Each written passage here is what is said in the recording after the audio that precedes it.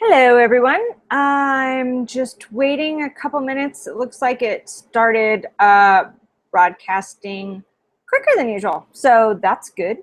Welcome, welcome, welcome. Thank you for bearing with all the technological glitches that happened while I was setting up the webinar and the email responders and things. Had a lot of glitches lately, and apparently a lot of people have. So just real quick, I'm going to double check to see if I think I just got another question. Making sure that I got those. And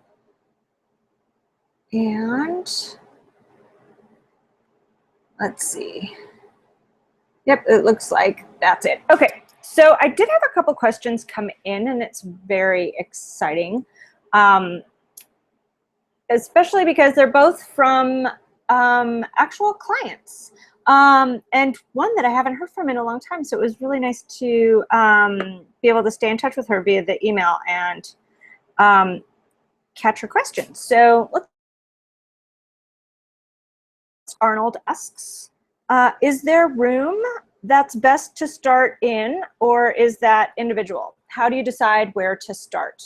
So the where to start question in terms of how to get organized comes up a lot, and there's no actual right answer to this. However, after years of experimenting with my clients, I have found that starting in a space that you are going to notice every day and is going to impact your life in a bigger way will help keep you motivated while you go through some of the areas that are not as exciting if you have a lot of organizing to do. So I always tell my clients to start with what bothers them the most, or the kitchen or the closet. So that's how you're going to know where things are. You're going to notice the impact of making a difference, and so that helps keep you motivated. The kitchen is a place we're in every day. Even if you don't cook, your chances are you're dropping stuff off at the refrigerator or grabbing stuff out of the refrigerator or the pantry. And so that's an area that you use regularly. And similarly, your closet is the place you go to get your clothes and your outfits to start the day. And if you have that squared away, there's a much better chance that you're going to start your day with a little more levity than if you have to hunt for your clothes. So that's where I usually start. Both of those places, though, if you live with other people, are going to require a little bit of either cooperation or understanding that just because you want to get organized doesn't mean the other people involved do as well. So you have to be aware that in the beginning, especially if it's the place you're starting, you need to take care of it. You need to do the maintenance of it until the other people get on board and understand that you've set new standards and you're hoping that everyone can maintain and keep that level of order in place. So it requires you doing it and explaining to them why you're doing it, what you're doing, where things live now, the process you want them to do to keep it that way, and then doing it for them as you help remind them until everybody in the family develops the habit. This might look like, we're keeping the mugs over here now, and when we empty the dishwasher, the mugs should go in here. And when you open the other cabinet across the way and find a mug in the wrong place, you just move it to the right place. And eventually, and it doesn't even take very long, just within a couple weeks, everyone will start going, oh, I don't see any other mugs here. We moved the mugs. Where are the mugs now? Oh yeah, we decided we're keeping them over there. So know that that is part of the process, is getting everybody up to speed on what the new procedure is going to be. And you just have to suck it up for a little while until everyone does get on board.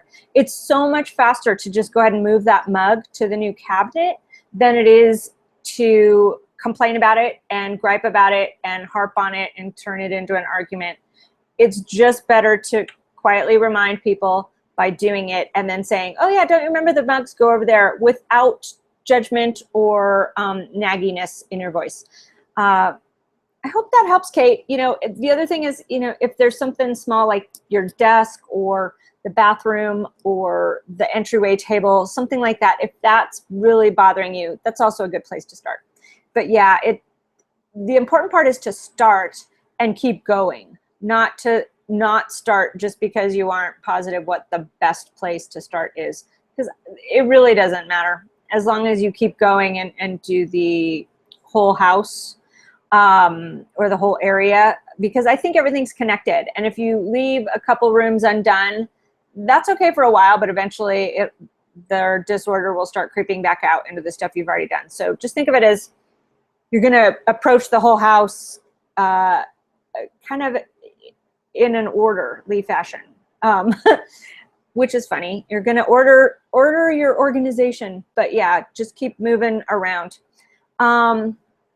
Great. So great to hear from you, Kate. It's been such a long time, and I'm really glad that we are able to stay connected. So thank you so much for your question. It's a good one, and one that frequently gets asked. So it was good to get it here on the Hangout.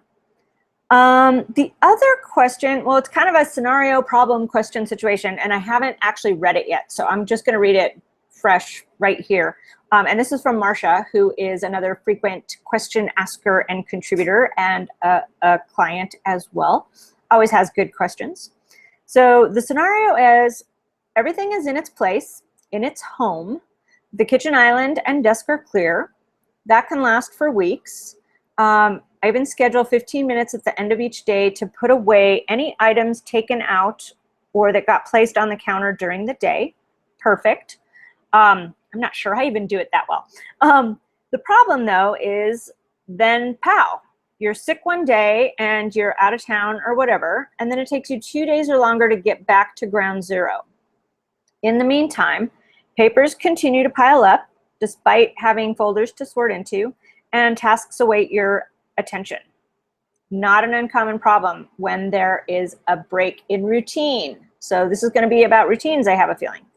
Question: how do you organize or plan for these hiccups or flat tires, as I call these interruptions, not all of which can be handled in short order? Great question, Marcia, and I love the way you set it up, because that is exactly what it is. It's a hiccup. It's a flat tire. You're going along. Things are great. Something changes, a circumstance, an interruption, and it happens to everybody.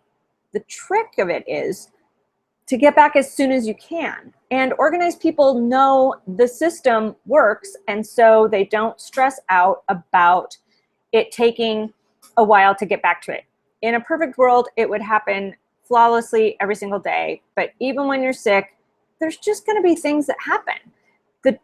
The best way to describe it is to just get back to your habit and do it as soon as possible. So whatever your routine is, like that 15 minutes at the end of the day, the first day you feel better, maybe take 15 minutes in the morning and 15 minutes in the afternoon, or maybe take half an hour in the afternoon until you catch up, and just do a little bit every day until you catch up. If it's from a trip, I tend to suggest planning a whole day when you get back. Like I don't like it to recommend people go right back to work or right back to their regular routine after a trip, especially when you're traveling all over the world like you do. You have jet lag. You're going to want a regrouping day or two. And just think of that day as kind of piddling around the house, unpacking, putting things away, catching up on the mail, making sure the trash is out, you know, all that stuff that does pile up while you're gone, and knowing that it's going to take a little while because you've been gone for 2 or 3 weeks. And that way it's part of the plan.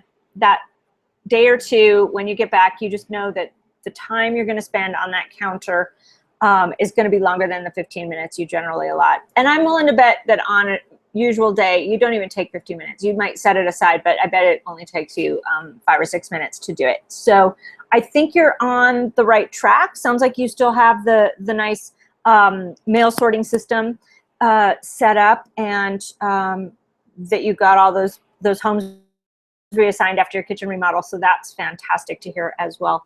Great question. Hope that helps. It's not so much that it's going to be really fast to catch up. It's that you just plan for the catch up. And you know that there could be all kinds of interruptions and all kinds of amounts of time that it might take, but it's part of the plan. It's just different, and you go back to it. And if you've been doing things regularly, it's very quick, just a day or two before you get back into the habit or the routine with it. So hopefully that's a good answer for you. I see. Okay, so here's the thing. This is still kind of new, this Google Hangout, and I say I have 2 viewers. Oh, are you watching live, you viewers? I need to double check one thing and see if I can see you over here. All this technology, sometimes it seems like it's so easy. Not always. Oh no, Kate was having trouble getting on via the Google. I don't know why. Sometimes, usually when people have a hard time logging on, it is because either they're logged into the wrong Gmail account, or there's one setting in their Gmail that's kind of blocking the player from doing its thing. So I'm not the best at troubleshooting all of that. I'm sorry about that. I apologize. I usually just YouTube a video on how to connect to Google Hangouts, and that can help. And you know, from now on, I may be doing this as Facebook Live streams instead of Google Hangouts, just because there's less technology and I'm more familiar with the technology. I don't know. What do you guys think? I also have a webinar program. I could just do it as straight webinars, but there's other issues with that too in terms of signing up ahead of time. I don't have quite as much flexibility. But anyway, all right. So those are the questions that came in. One more quick glance at whether or not a new one came in. No more questions on there. Okay, so we're going to the pile of questions, which I always have a pile of questions. Have you seen my pile of questions? This is all the questions that have come in to me over the years. So I like to go back to them and make sure we're getting them on video so we have something to do. All right. Oh, look, here's an old question from Kate. Oh, that's interesting. All right, we'll do that one a different day since I already asked her one of Kate's questions. But this is, where's the one I wanted to answer today? Kristen asked this question a while back. So she says, I keep my master calendar on my calendar at work, but often make appointments at home, doctors, dentists, salon, etc. I've tried keeping a paper day planner that I take back and forth, but it isn't working.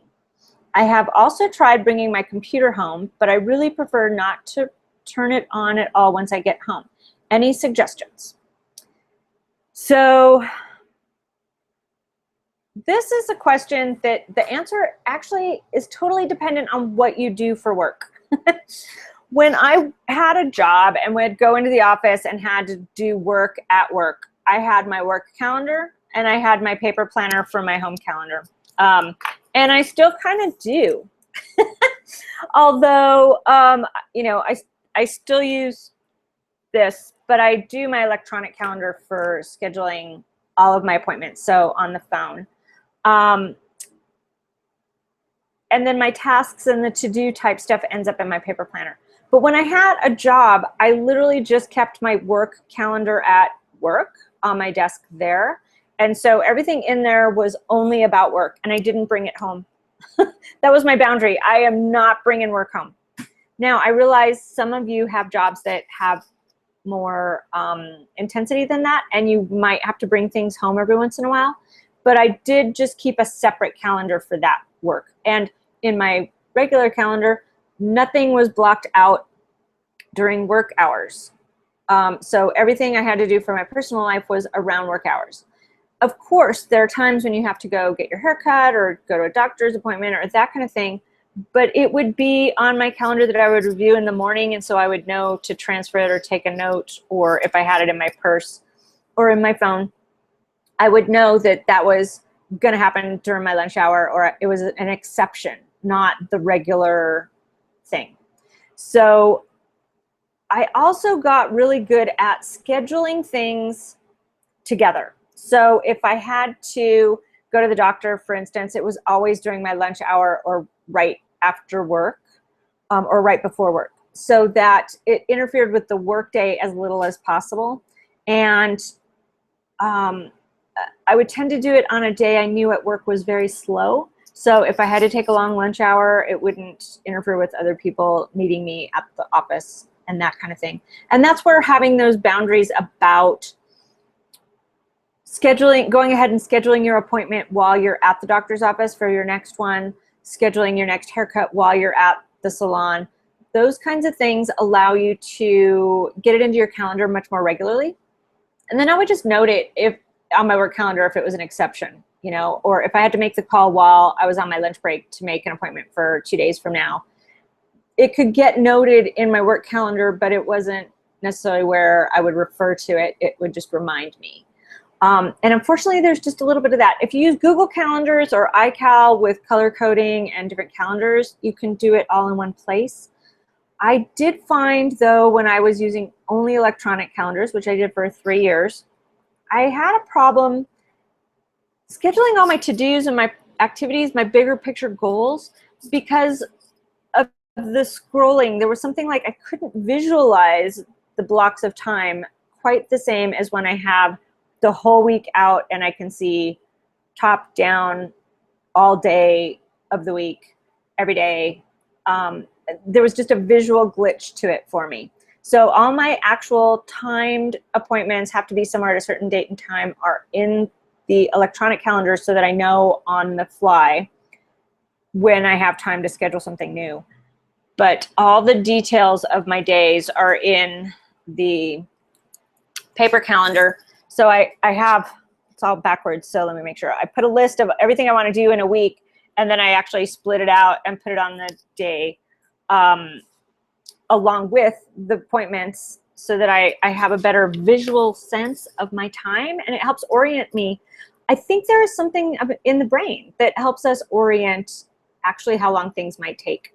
So if you have a job you go to, leave your work calendar there whenever possible and keep a separate calendar for your personal time or a different color in your electronic calendar. I know it's kind of hard, but one calendar is better than 12. And if you think of it in terms of personal and work, that helps too. So thanks for that question, Kristen. Let's see. Oh, and then as kind of a follow-up, what is the best way to remember less often occurring appointments like tire rotation, oil change, furnace filter, changing filters, etc.?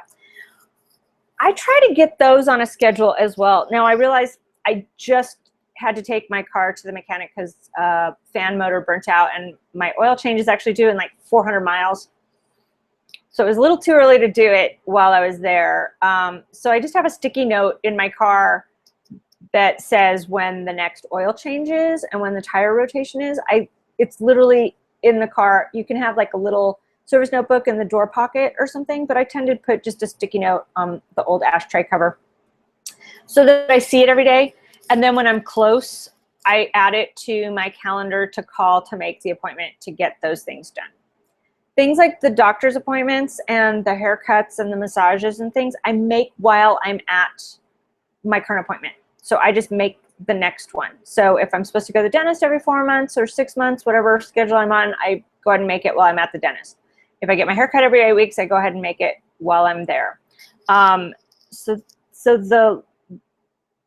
the hard ones are the ones that there is a time dependency and use, frequency of use situation, you know. So I tend to think of them more like I do grocery shopping or grocery lists, in that I have some sort of a reminder or regular routine about it. So for like water filters, if you're supposed to change your water filter every week or every 3 months or whatever it is, I just put a note in my calendar for that amount of time, and then I check it and do it sometime during that week. I don't, you know, set an alarm or anything. It's just kind of in the list for the next time that that's supposed to happen. I go ahead and put it on the calendar, especially the electronic calendar, because it could be a repeating event. You can put it in once and then repeat it, which is fantastic. So that works really good for all my committee meetings and my board meetings. Just to have that recurring without having to really think about it. It just shows up. Yeah, everyone has a little bit of a different thing, but I like the electronic reminders for the stuff that's regular but infrequent, and I like the doing it while I'm there to carry the new ones forward. All right, let's see. I think I have, all right, this one is from Tamara, and she wants to know, I want to know how to catch up on my paperwork. Piles up on the table, then it ends up in the box to be filed later, then it's never filed. I know I should take care of it as it comes in the house, but how do I catch up on it, on what I didn't take care of? Okay, so on my website, morethanorganized.net, there is the 1-minute mail solution kit, which has exactly how to set up a paperwork system that's really easy. Marcia mentioned the 4 folders to put the stuff in. That's the system I recommend. I actually don't use folders, I use bins. But you can use folders, or you can use bins or magazine holders or whatever you like. But there's the 4 categories to keep up with stuff. Now, to catch up with the old stuff, more and more I've begun to realize it's really, really important to realize what's important to you. What do you want? What do you actually want out of your life? That's going to help you make the decisions about what to keep and what not to keep. So as part of the 1-minute mail solution kit, you also get access to a set of file suggestions. And if you just set up basic files, very basic files like house, bank, credit, car, you know, there's a list of those. And now I'm thinking it might be in the paper solution. So if it's not in the 1-minute mail kit, email me and I'll send you just a list of the file labels. But there's 13 of them, and it has never failed to cover every single piece of paper people have in their house. So you can do it in something very small, like an accordion file, or in a file cabinet. But just do a basic sort on that. And then really, really think about it. If you don't like to file and you never file, why are you holding on to things to file? If that's true, get rid of all of it except what you absolutely have to keep. And that would be proof of your citizenship and interactions with the government. That's it. Okay, if you own property or you own stocks and bonds, but you don't need to keep every single piece of paper. You need to keep enough information to contact the companies you do business with. That's it. And you can fill all that out in the account list worksheet that's part of the 1-minute mail solution kit. Really, it's about eliminating the need to file. How cool would that be, right? So I don't know what kind of papers you have piled up, Tamara, and this is actually from several years ago. So I don't know, maybe you've already gone through it. But when you do have piles of catch up to do, set up from here forward and then go back and do just a little bit at a time. Whether you're grabbing just one folder and going through the papers in it and seeing if they need to be filed, or one pile that you need to file, whatever it is, do a small amount at a time every day while you're watching TV, something, and go with the goal of, I don't want to have to file this anymore.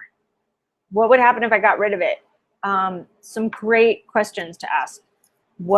How does this help me live the life I want to be living? Is it a coupon? It's not. It takes too much time to deal with coupons. Not for me. I don't do coupons. What about travel brochures and that kind of thing? Well, if you're currently planning a vacation, maybe. If you're not, no need. You can Google it later. You can go on TripAdvisor. There's so many different ways to plan a vacation now. You don't need to keep all that stuff. So just really get vigilant and diligent and as extreme as you possibly can in getting rid of your papers, really. The longer I live, the more people I see struggling with what to keep, the more I'm just like, don't, stop, there's no need.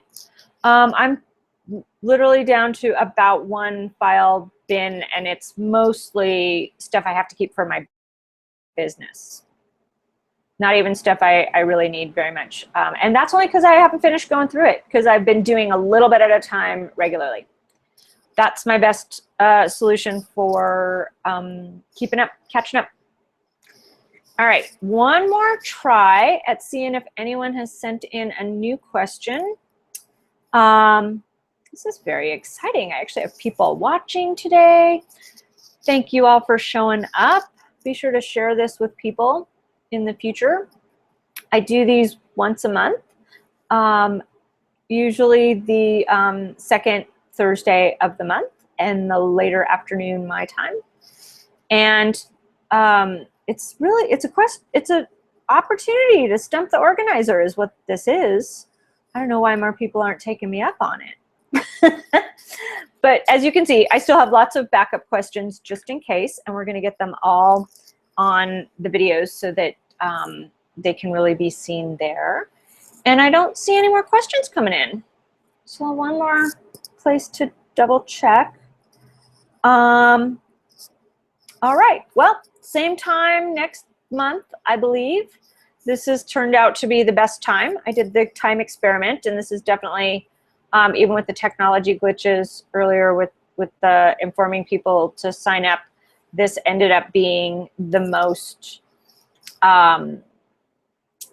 consistent amount of people that said they were coming and actually showed up. So thank you so much.